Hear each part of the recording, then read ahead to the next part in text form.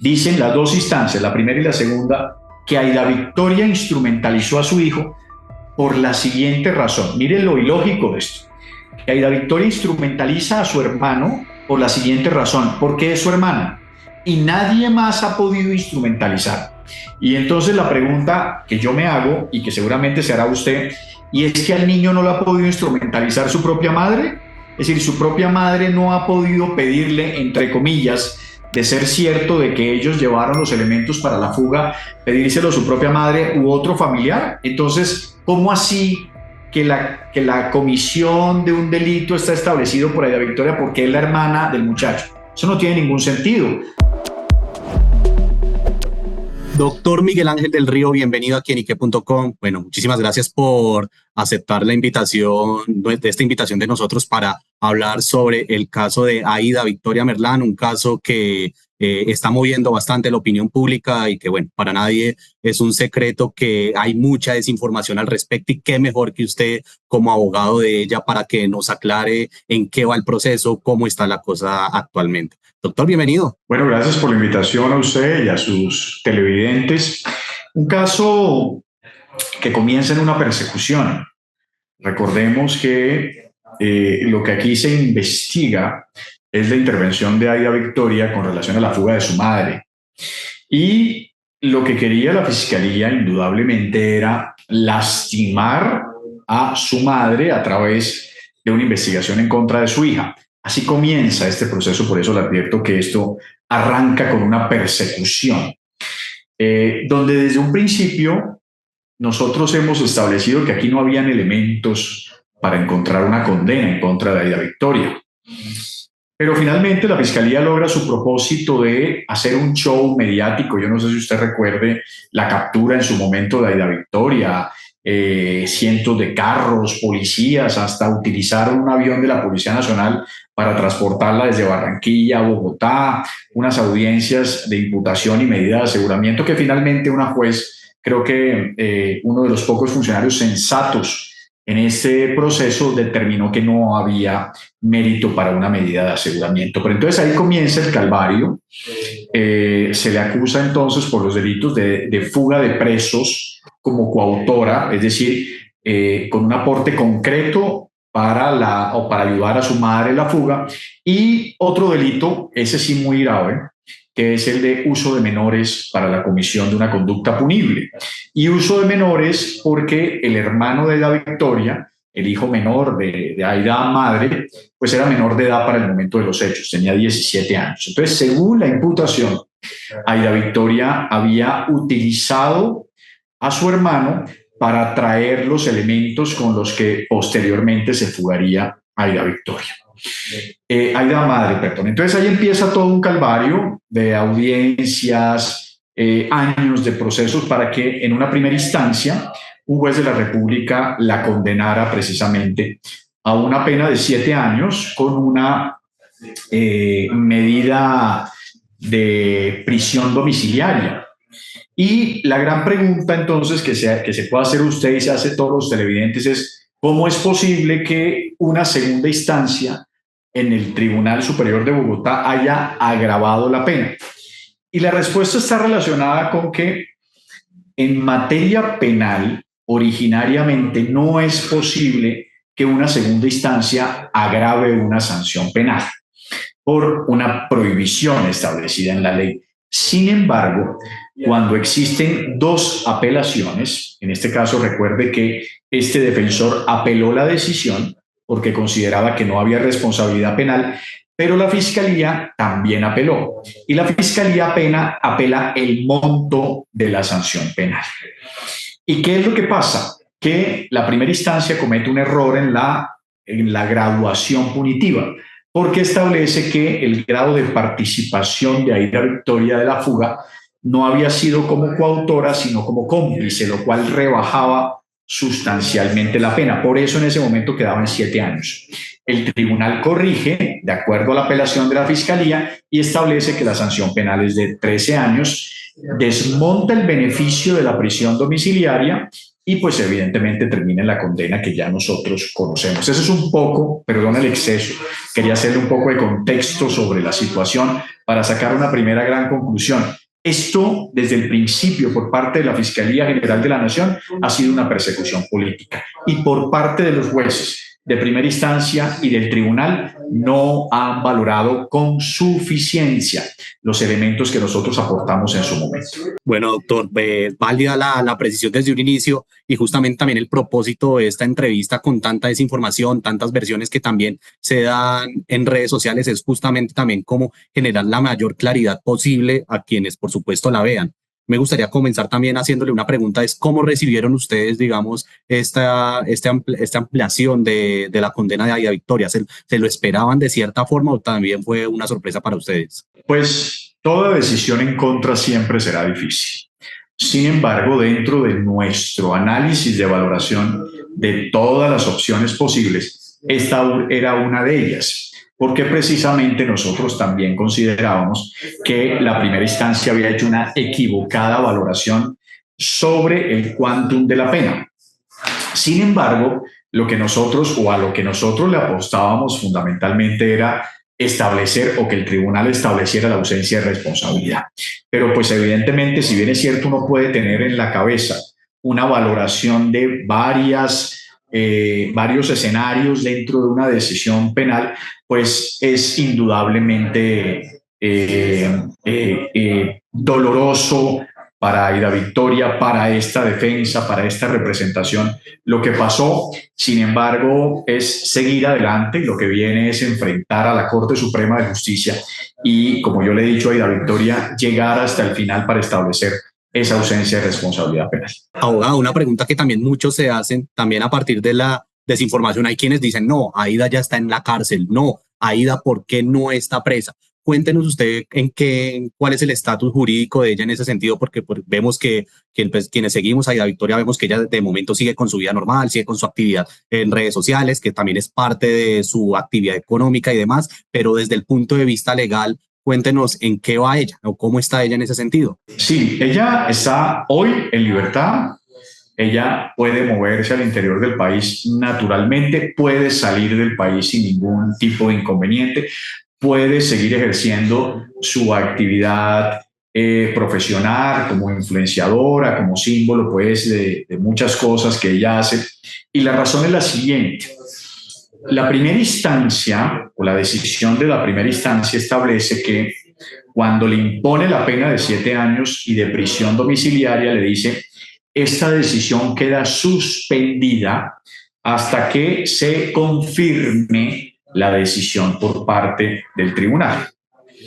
Significaba eso que entre el momento de la primera decisión y la segunda, ella podía estar en libertad. El tribunal, en su determinación, establece lo siguiente, que como ella ha mostrado un interés genuino en el proceso, ha estado pendiente de las actuaciones, tiene un arraigo establecido, tampoco será necesario el cumplimiento de la sanción penal hasta que la decisión sea confirmada por la Corte Suprema de Justicia, o lo que es lo mismo, como se establece técnicamente, hasta que quede ejecutoriada la decisión. Significa lo anterior, que hasta que se manifieste la Corte Suprema de Justicia con relación al recurso extraordinario de casación, que puede ser en 1 año y medio, en 2 años, ella seguirá en libertad. Esas son las motivaciones y el razonamiento de las dos instancias con relación al tema de su libertad. Estará libre hasta el momento que se defina por parte de la Corte Suprema de Justicia su situación jurídica. Doctor, usted tocó un punto que es bien importante y es la Corte Suprema de Justicia. Usted como defensor, ¿qué espera ya en esa instancia? ¿Qué espera de ese momento definitivo cuando ya llegue el caso allá? Pues que hagan lo que no han hecho las dos instancias anteriores, que hagan un análisis riguroso de la evidencia probatoria. Y mire, le explico un poquito para ilustración de sus televidentes. Dicen las dos instancias, la primera y la segunda, que Aida Victoria instrumentalizó a su hijo por la siguiente razón. Miren lo ilógico de esto. Que Aida Victoria instrumentaliza a su hermano por la siguiente razón. ¿Por qué es su hermano? y nadie más ha podido instrumentalizar. Y entonces la pregunta que yo me hago y que seguramente se hará usted, y es que al niño no lo ha podido instrumentalizar su propia madre, es decir, su propia madre no ha podido pedirle, entre comillas, de ser cierto de que ellos llevaron los elementos para la fuga, pedírselo a su propia madre u otro familiar. Entonces, ¿cómo así que la comisión de un delito está establecido por Aida Victoria porque es la hermana del muchacho? Eso no tiene ningún sentido. Máxime que la propia madre, Aida Merlano, en la audiencia de juicio oral de Aida Victoria, establece que quien lleva los elementos de la fuga es ella y que los trae desde la cárcel del Buen Pastor. Y nosotros pudimos establecer cómo fallaron los sistemas de seguridad en la salida de Aida. Si eso es así, es posible que nuestra teoría defensiva de que fue la madre la que trajo los elementos desde la cárcel sea cierta. Pero si así no lo fuere, no hay ningún elemento que invite a establecer que Aida Victoria instrumentalizó a su propio hermano. Por esa razón es que nosotros advertimos que aquí no hay ninguna responsabilidad. Más aún, nunca en el juicio se pudo probar que en el maletín de ese muchacho estuvieran algunos elementos. Primero, porque nunca los revisaron. Y segundo, porque ningún miembro del IMPEC ingresó antes de Aida a los baños para establecer si había algo o no lo había. Por todas esas razones, recuerde que en materia penal las dudas procesales favorecen al acusado. Y aquí no hay ni una certeza, ni un grado de responsabilidad que pueda advertir entonces que estamos en presencia de la materialidad de una conducta, y por eso aspiramos que la Corte Suprema de Justicia analice con mucha rigurosidad los elementos materiales probatorios que construiremos en la demanda de casación. Bueno, usted desde el principio ha sido también muy enfático en que le molestan o sí, no está tan conforme con ciertas actuaciones de la Fiscalía durante lo que ha sido todo este proceso, digamos, en el caso de ambas Aidas, tanto madre como Aida hija. ¿Que le molesta en esas alturas? ¿Que le molesta algo en esas alturas? ¿Le preocupa algo en esas alturas? ¿O ya cree que con el panorama bajo la Corte Suprema de Justicia ya va a generar un poco más de claridad toda esta situación? Sí, claro, ya estamos frente a la mayor instancia de la justicia ordinaria, que es la Corte Suprema de Justicia. Yo he sido un crítico de la Fiscalía General de la Nación, no solamente en los procesos contra las Merlano, madre e hija, sino en muchísimas otras actuaciones. Y como le decía al principio de esta entrevista, lo que hizo la Fiscalía General de la Nación fue presionar a la madre a través de una acusación en contra de la hija, donde evidentemente no había nada, no había ningún soporte legal. Sigo pensando que la Fiscalía construyó de manera corrupta un andamiaje de persecución con un propósito establecido: silenciar a la madre para que no hablara en contra de los clanes mafiosos que para ese momento tenían una influencia muy grande en la Fiscalía General de la Nación. Bueno, esta es una pregunta inevitable y ya usted nos adelantó unas preguntas atrás que pues el fallo lo recibió Aida Victoria se mostró afectada pero confiante en lo que sigue en el proceso. ¿Cómo está ella actualmente y cómo también está, si ha tenido la oportunidad de tener contacto con ella, Aida madre? ¿Cómo recibe ella la noticia? Sí, yo tengo comunicación con ellas constantemente, tengo una amistad con las dos, con su madre y con su hija. De hecho, conocí el proceso de Aida Victoria al final de la etapa procesal, porque incluso llegué al proceso de Aida Victoria en juicio, cuando ya se había desarrollado casi el 80% de la actuación por solicitud de su propia madre, quien me dijo que el proceso de Aida Victoria no se estaba llevando de la mejor manera posible.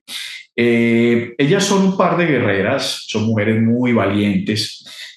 Pues ya todos hemos conocido el recorrido de la madre, vimos cómo se fugó en un momento dado, vimos cómo regresó desde Venezuela deportada para enfrentar las mafias. Hoy estamos a puertas de un principio de oportunidad. Y con relación a Aida Victoria, pues también muy valiente, la vemos en tiempo real, hablando de su vida, de sus pesares, de sus tragedias, pero asumiéndolas y afrontándolas con muchísima determinación. Son dos mujeres guerreras en las que creo y con quien llegaré hasta el final en ambos procesos, los de Aida madre y los de Aida hija. Abogado, usted también ha sido muy insistente en el caso que pues esta es una acusación insólita porque no hay ningún tipo de prueba sobre que Aida Victoria Merlano efectivamente haya inducido a su hermano entonces menor de edad a que ayudara a la fuga de su madre en ese momento. Usted nos mencionaba que también hay una serie de dudas como que, por ejemplo, no hubo una requisa exhaustiva, si hubiese podido encontrar a alguien en el baño de ese consultorio, si no estoy mal, le entendí. ¿Qué otras dudas también dejan como el escenario o el espacio un poco más abierto que usted diga, se fallaron en los protocolos y pues prácticamente nos quieren achantar esa responsabilidad a nosotros, en este caso usted como defensor? Mire, hay una muy importante. Resulta que nosotros llevamos a una dragoneante del IMPEC al juicio. La dragoneante del IMPEC, que es la persona encargada de revisar a Aida, ella advierte que sí, que hizo una revisión exhaustiva en el cuerpo de Aida madre y que no encontró nada. Nosotros le preguntamos a ella si Aida, si sabía si Aida tenía elementos o accesorios en sus muñecas, y ella dijo no, porque esos son elementos prohibidos. Nada de eso ella llevaba el día en el que salió el Buen Pastor. Sin embargo, cuando ella dijo eso, nosotros le pusimos de presente un video. Es un video de el día de la fuga en el propio centro odontológico. En ese video se ve que Aida madre tiene un reloj de oro en su muñeca. Entonces nosotros se lo ponemos de presente a la dragoneante y le decimos, observe bien esa imagen, ¿qué tiene la señora Aida en sus manos? Y ella dice, creo que es un reloj. Y nosotros le decimos, usted nos acaba de decir que ella salió de la cárcel del Buen Pastor sin ningún tipo de accesorio y que usted la revisó de manera rigurosa. ¿Cómo es posible que la señora Merlano tenga un reloj en su muñeca allí después de salir del Buen Pastor y ella no lo sabe explicar? ¿Eso qué deja en evidencia?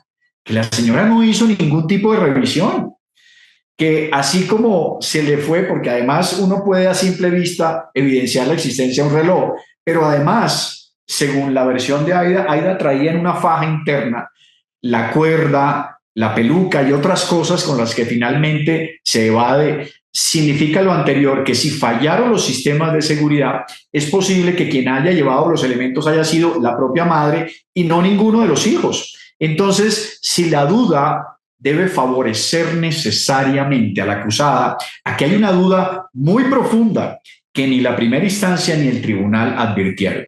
Por eso, la invitación que vamos a hacer a partir de ese momento, con el recurso extraordinario de casación, es que se analice con detenimiento cada uno de los elementos que nosotros hemos podido establecer y que generan una duda latente que debe favorecer a Aida Victoria.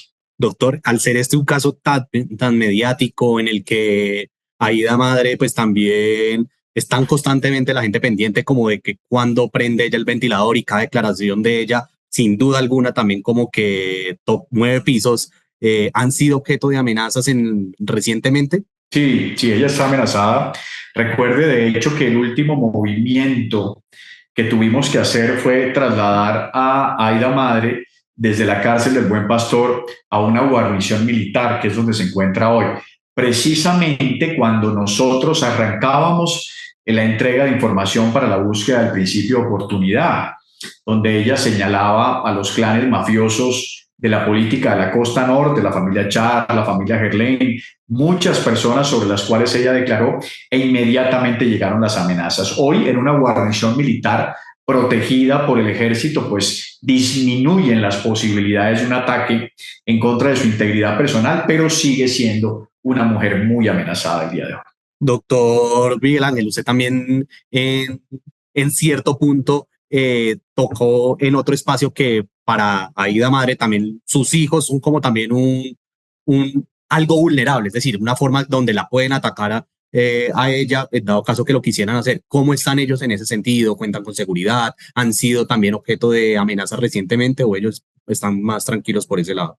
Pues eso genera una agonía. Fíjese que esto casualmente también genera una especie de retardo en el ejercicio de la entrega de información por parte de la señora Merlano, porque al ella advertir que le acaban de condenar a una hija que sigue en los procesos penales, que puede terminar condenada o enfrentarse a una condena de 13 años, pues eso también la neutraliza a ella desde el punto de vista de la entrega de la información. Entonces, pues en ese momento, digamos que Aida Madre está en una posición de angustia y vulnerabilidad frente a la administración de justicia.